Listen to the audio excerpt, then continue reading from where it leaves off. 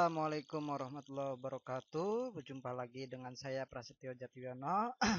Kali ini saya akan mempresentasikan tentang prinsip-prinsip switching pada jaringan telekomunikasi. Klasifikasi jaringan komunikasi. Switching dalam jaringan komunikasi ada sirkuit switching dan paket switching. Klasifikasi jaringan komunikasi. Pertama, jaringan komunikasi dapat diklasifikasikan berdasarkan cara node mempertukarkan informasi. Di sini ada broadcast communication network, switch communication network. Kemudian di switch communication network terbagi lagi ada packet switch communication network, circuit switch communication network. Di packet switch communication network terbagi lagi ada virtual circuit network dan datagram network. Di sini kita akan membahas tentang node dan links. Jaringan komunikasi biasa digambar dalam node dan link. Node adalah merepresentasikan N terminal. Perangkat jaringan digambarkan dengan bentuk lingkaran atau kotak. Dan link merepresentasikan hubungan atau koneksi antar node. Di sini digambarkan dengan garis. Sebagai perangkat jaringan, node dapat memiliki fungsi sebagai root, switcher, multiplexer. Di sini kita lihat kotak ini adalah node atau bentuk lingkaran. Di sini nih, ini. Kemudian link ini adalah ini garis-garis ini. Kita lanjutkan. Kategori link atau jaringan. Berdasarkan jangkauan dibedakan menjadi 3. Yang pertama LAN, yaitu sebuah jaringan yang dibatasi oleh suatu area seperti sebuah lab, perkantoran, disebut gedung atau sebuah sekolah dan jangkauan biasanya hingga 1 km. MAN, Metropolitan Area Network, yaitu sebuah jaringan yang lebih besar daripada sebuah LAN. Jangkauan meliputi sebuah kota atau wilayah tertentu.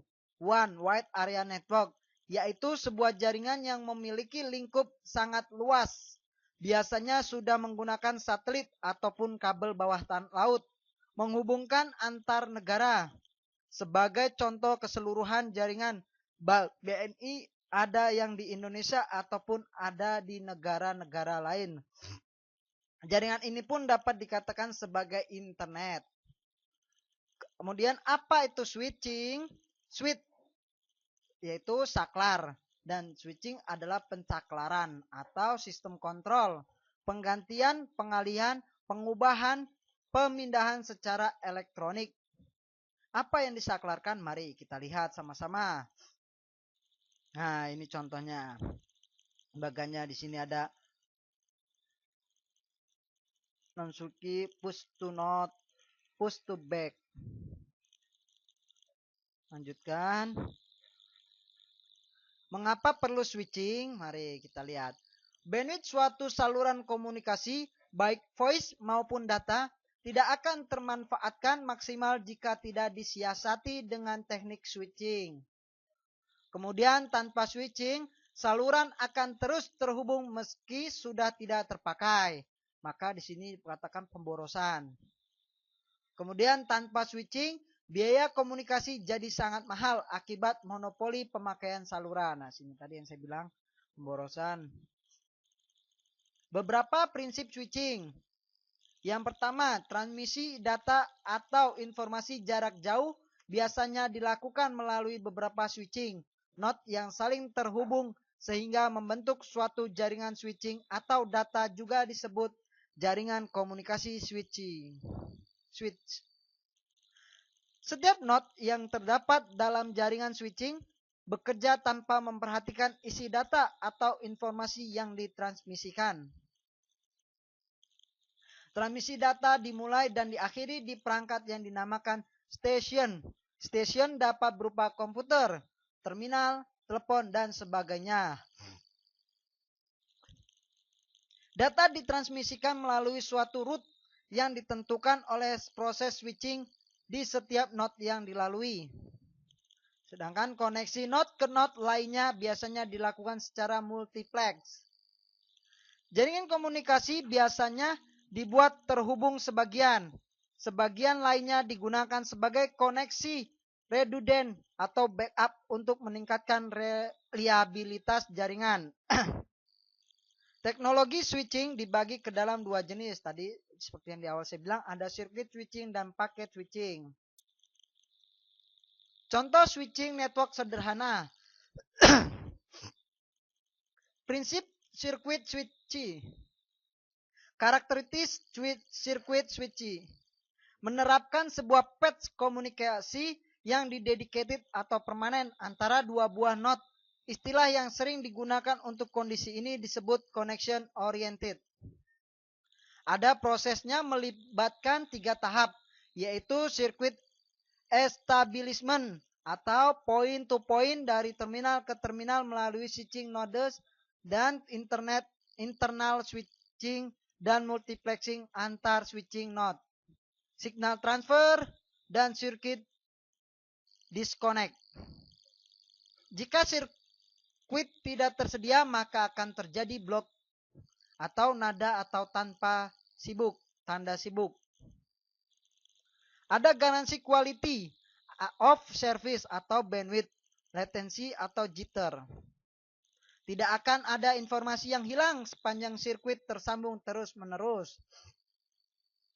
Contoh konkret, Public Telephone Network atau PBX, Public Branch Exchange untuk gedung. Perkembangan teknologi sirkuit atau switch. Kita lihat dari sini point to point switch tanpa MX dengan MX. Contoh circuit switching.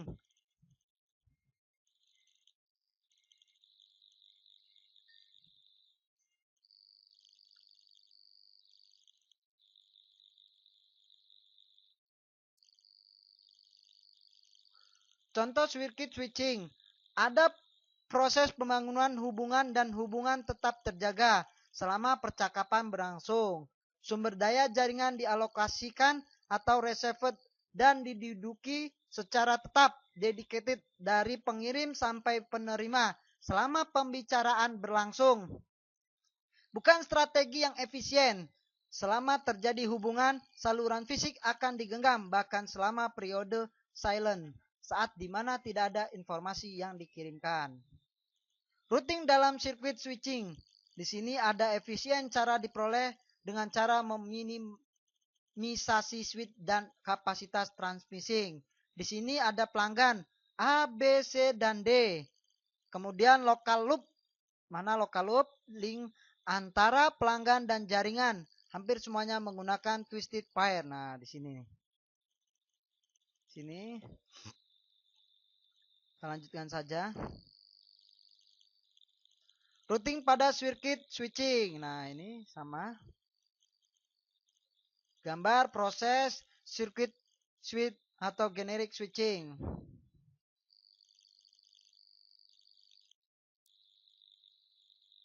Multiplexing di sini TDM. Time dibagi dalam frames dan frame dibagi dalam slot. Posisi slot dalam frame menunjukkan kepemilikan data dari suatu percakapan.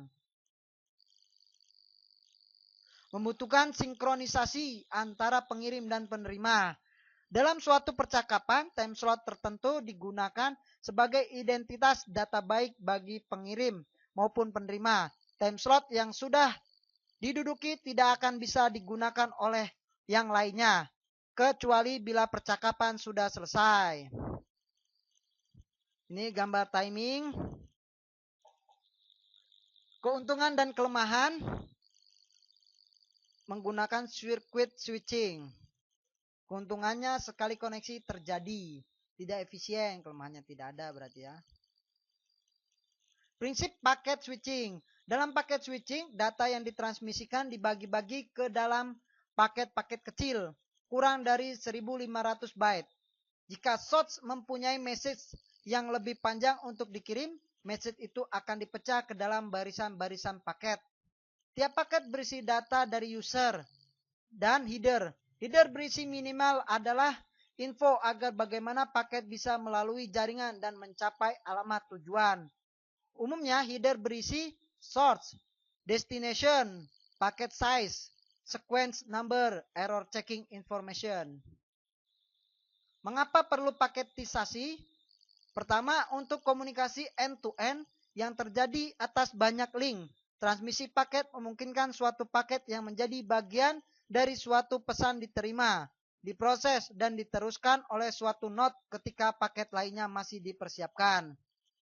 Jumlah data yang harus diretransmisi karena adanya error menjadi berkurang. Tidak seluruh pesan perlu diretransmisi. Kapasitas memori internal network node dapat dikurangi. Waktu transmisi dapat dikurangi.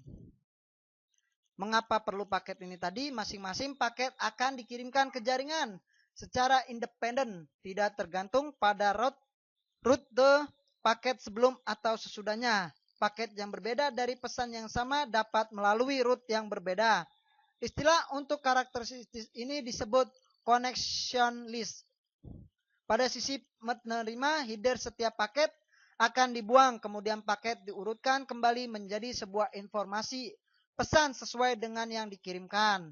Paket dikirimkan hanya pada saat data siap untuk dikirimkan. Pada saat kondisi atau silent, maka link dapat digunakan oleh yang lainnya. Tidak ada garansi quality of service. Ada kemungkinan paket hilang. Contoh paketisasi.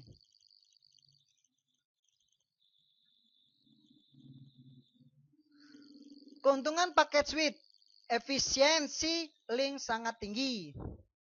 Jaringan paket switch dapat membuat konversi data read dua buah station yang berbeda. Data read-nya dapat saling menukar read paket. Ketika traffic mulai padat, beberapa clock diblok yang menunjukkan jaringan menolak permintaan koneksi tambahan sampai beban di jaringan menurun.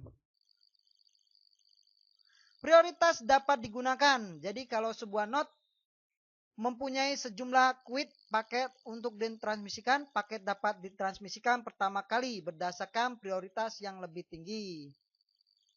Kelemahan paket tidak memberikan garansi quality of service. Ada dua pendekatan yang berhubungan jaringan paket switching, yaitu datagram dan virtual circuit. Datagram, tiap paket memiliki alamat tujuan yang lengkap. Penentuan routing dilakukan terhadap setiap paket di setiap node. Paket-paket yang berbeda namun berasal dari pesan yang sama dapat menggunakan rute yang berbeda, tergantung kepadatan jalur. Paket-paket akan mencari alternatif routing di mana akan mengabaikan node yang gagal. Virtual circuit, sebuah route antara station dikonfigurasi sebelum terjadi transfer data. Setiap paket memiliki visi identifi. Penetapan routing dilakukan sekali untuk semua paket. Semua paket akan melalui rute yang sama. Apabila ada node yang gagal, semua virtual circuit yang mendefinisi lewat node tersebut akan lenyap. Ini perbedaannya tadi. Paket switch datagram. Node jaringan memproses tiap paket secara independen. Paket-paket tersebut disebut datagram. Paket switching virtual circuit. Virtual circuit paket switching adalah campuran dari circuit switching dan paket switching. Seluruh data ditransmisikan sebagai paket-paket. Seluruh paket dari suatu deretan paket dikirim setelah jalur ditetapkan terlebih dahulu.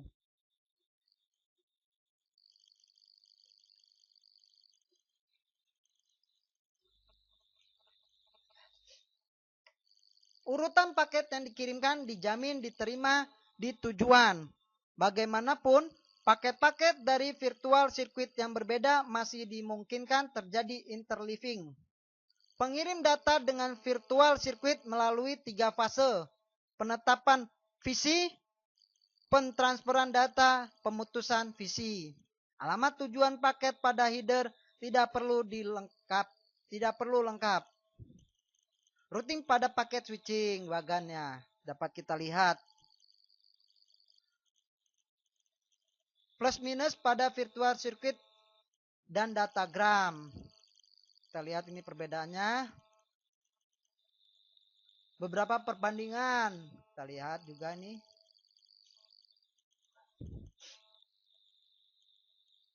Contoh, switch versi paket. Paket switching. Demikianlah hasil presentasi saya pada video kali ini. Saya akhiri. Wassalamualaikum warahmatullahi wabarakatuh.